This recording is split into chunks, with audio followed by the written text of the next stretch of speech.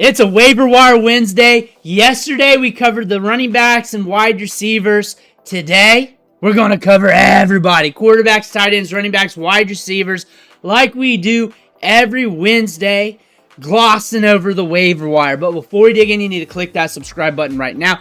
Every week we go deep on the waiver wire like we're doing right now. On top of that, we do deep dives on the trending players who are rising the waiver wire, who are climbing depth charts, who are falling down depth charts with the You Need series. That's why we do so many of those. On top of that, we use these videos to help you set your lineups. Click that button, stop missing out. But we're going to start off with our first waiver wire dandy here, Maye. And he's been all right for fantasy football. A decent QB2 with a little bit of a rushing floor. Can't really ask for too much from the rookie. He's doing okay. I wouldn't say he's going to be a league winner, but I'm saying he's going to be okay. He's slinging the rock. He's getting in shootouts. He's barely under 200 yards ever. He's getting up there in every game with the pass attempts too. 37, 39, 41, 37, 33. That's solid. You know the workload's going to be there. He's got a lot of gusto, and he's cheap off the waiver wire. Zach Ertz is always getting targeted. Look at this since week 8. 11, 1, 8, 7, 8. He's getting the volume. He's running a lot of routes. 40 routes ran last week and 90.9% route participation rate. He's always on waivers in most leagues. Easy pickup if you need a tight end and you need some workload. Nasty matchup against Tennessee. Could be ugly, but could break too. Could be ugly in a glorious way. We got to watch that one because Tennessee is on the road against a Commanders team that wants to push it downfield. But we're getting volume. We're getting targets. Tight ends are up and down because they get a short average depth of target. His is at 9.3, which is low for a pass catcher when you throw in the wide receivers, but high for the tight end spot, like one of the higher ones out there who are consistently racking up targets. Something to look at for Zach Ertz. Ameer Abdullah is the hot running back off the waiver wire. We're watching the other running backs on the depth chart. We're watching the injury reports. However, 6 targets last week, 13% target share, ran a ton of routes, almost an 80% route participation rate. We scored a touchdown. We're getting volume. The thing is, money is in the passing game, especially in PPR. Ameer Abdullah is getting that, and he could volume his way into some fantasy production, even though it's the Raiders, even though we got some tricky matchups coming up, especially on the road against the Chiefs coming up here. If you need the volume, you need the work, here you go. It's Ameer Abdullah. DEVAUGHN VELE. He's getting targets. The workload's ramping up. He's had a good rookie season. Even though he's about to collect AARP and Social Security, DEVAUGHN VELE here. 4 targets, 5 targets, 9 targets in his last 3 games. A 70% route participation rate, a 23.1% target share. Gus Edwards is the obvious pickup here for the Chargers. However, we all know that. Looking at the other running backs here, Haskins will be getting some work. He's a Michigan guy too, so he's got some of that hardball in him. On top of that, Haskins and Vidal is an upside dandy. If you want to take a stab at some upside as a lottery ticket running back, I got a lot of questions on him. If you can fit it, if you want to do it, it's okay because we got a lot of upside running backs, but that's also on you as well in the roster space you have, so you got to strategize around that. Gus Edwards next in line for touches. Haskins Vidal is going to be the upside dandy, and you're looking at Haskins probably getting some work siphoned here and there. Gus Edwards is the guy everybody's trying to get. The ADOT's starting to climb. It was a little bit lower this season. The thing is, the volume's there. I believe he's just going to be an up and down wide receiver. He's getting kind of steady, though, as a good wide receiver 3 on the back end of your roster. Something to look at there when you're looking at the fantasy points. 11, 15, 16, maybe low-end wide receiver 2 range, high-end wide receiver 3 range. Something to look at when you're looking for volume at the wide receiver spot.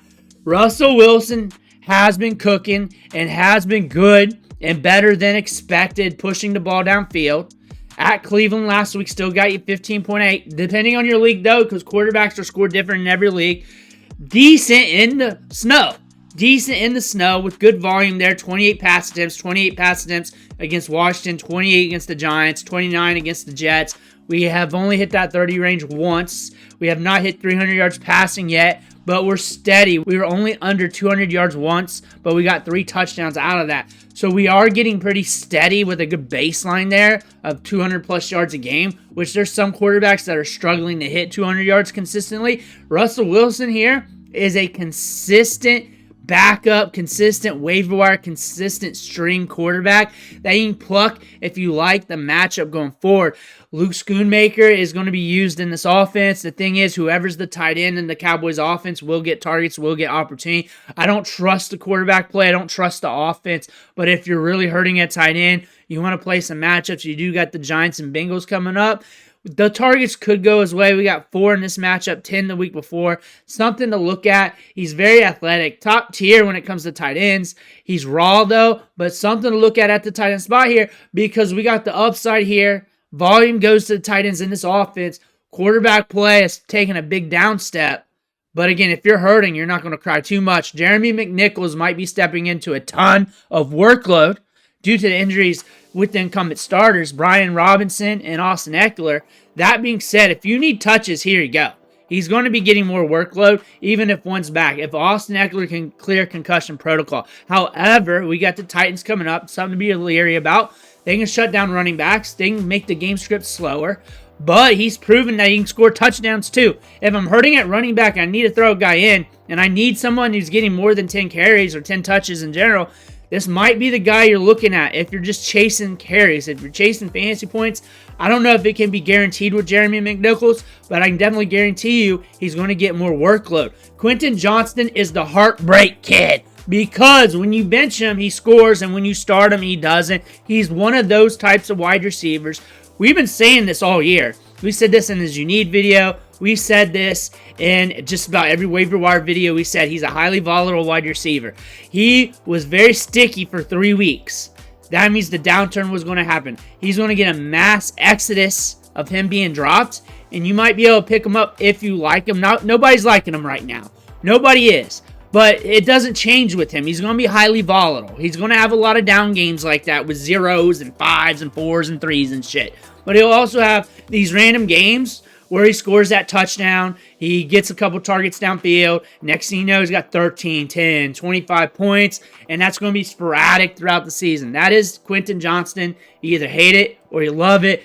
Derek Carr's deep ball city. He pushes it downfield. He's very aggressive. He's getting a fair amount of pass attempts per game, and that's good for fantasy football compared to waiver wire quarterbacks. It's something to shoot for. We got some interesting matchups. We got the Rams. We got the Giants coming up. He's a quarterback to pay attention to off the waiver wire. Kmet's starting to get volume. I would not be chasing like one game. The volume for the whole season, 4, 5, 1, 4, 3, 10 in targets. Looks like it's just a recency trend. We want to see more out of him. If you're hurting more at the tight end position, sure. But there are some tight ends out there who are a little bit more frequent on targets. But if they're all rostered, then you may want to look at this and play the matchups. We do have Detroit up and then San Francisco. Not great matchups for him, and it's been off and on with him all season long. And he only scored 13.4 PPR fantasy points last week. He did run an 80% route participation rate, was in the slot 70% of the time. Maybe the Bears are making some changes, and it's enough for him to be more viable in fantasy football. Maybe that's something to pay attention to. On top of that, Caleb Williams has been on the upswing. Maybe part of that is we're distributing the ball a little bit differently in this offense and things starting to flow. Tank Bigsby. He's a Quentin Johnston running back. I don't think I need to really say more than that because I think you already know unless you just started watching football this week. He's a running back that will just all of a sudden score 10, 12, 15 fantasy points, then have a lot of weeks of nothing. He's been banged up. He's been hurt. But if he's on waivers and you want touches and not a handcuff, this is about one of the few options you got. Mike Gesicki.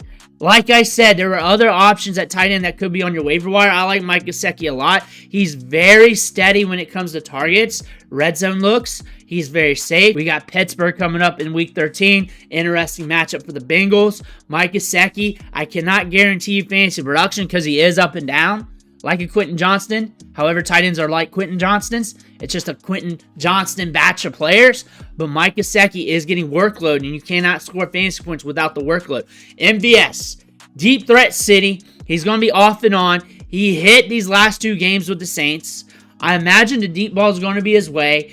If he can bring it in, snatch it down, not get overshot on his couple deep balls, he's going to splash on you. It's going to be volatile, but when he hits, it's going to be grand. But understand, the downsides are going to be very low and the upsides are going to be very high.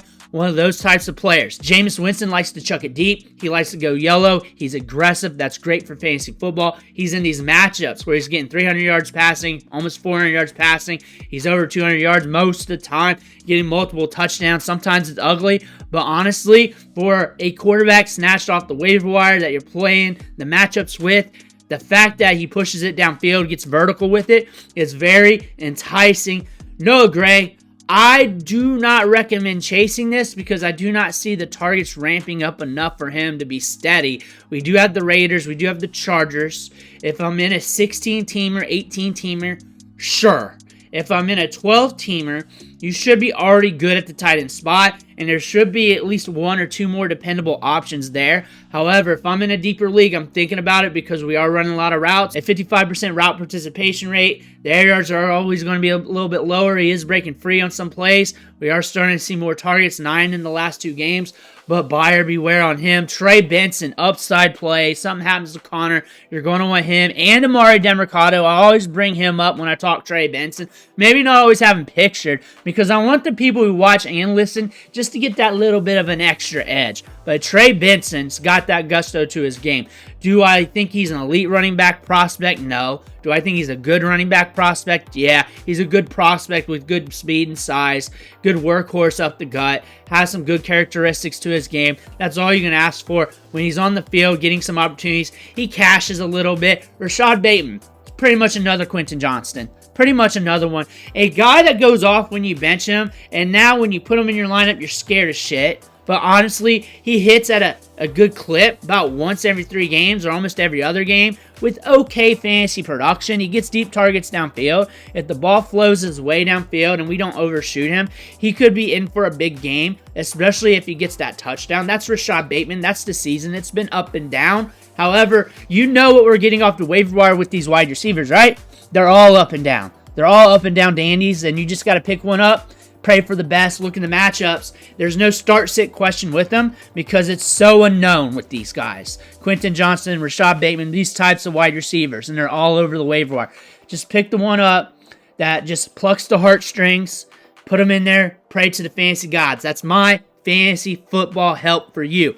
Tyler Allgeier is one of the top handcuffs in the National Football League. If something happens to Bijan Robinson, he's not getting fucked with. He's getting all the targets, and he will be a league winner. He will volume into ho-hum fantasy production at least, baseline, and if he crosses the goal line a couple times, he's going to have a big day. He's a 1,000-yard rusher. He's got that under his belt as a rookie. On top of that, we know what they're going to do with him. He's going to pound it up the gut, and this team can move the football in most games. Christian Watson, he's another Quentin Johnston. He's another Quentin Johnston. You see the flavors off the waiver wire. Like I just said before, pick up one wide receiver you like, pray to the gods. He gets the deep ball. He gets a fair amount of targets. He runs a fair amount of routes per game. He's the 3rd wide receiver in line when it comes to routes per game on this offense. He's a guy that either goes off or really nothing at all. But really, when he gets that nothing at all, it's not too much off from that ho-hum wide receiver who's just cracking targets around the line of scrimmage, but it's a lock for 5 to 7 of them, because they usually do not escape for that touchdown or get deep balls enough to really cash in on the big play. Christian Watson, upside dandy, another Quentin Johnston. Jaylen Warren here is a running back you can look at off the waiver wire if you need touches for the now and not a handcuff running back.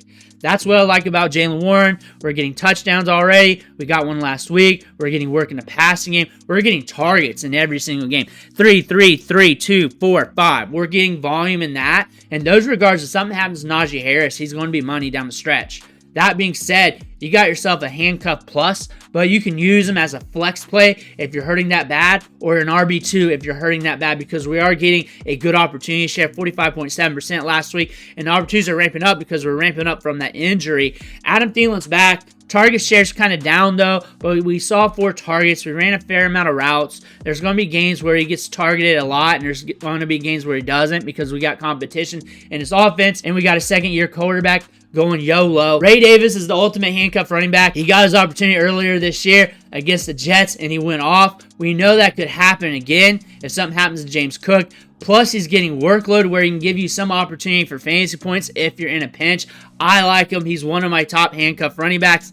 Nick Westbrook All he does is score touchdowns. I like that about him. Again, he's going to be a roller coaster wide receiver down the stretch because that's his game. We're not getting a ton of targets each game. We're kind of floating around the 6 to 5 range, which is okay. The deep balls are there. They're harder to cash in, but he is getting a lot of red zone looks, which is something you might be enticed by. Plus, he's playing on the Titans. That's something that you do not feel good about. But he is getting that work. He is getting you a little bit in fantasy production. Wide receiver 2 range, high-end wide receiver 3 range.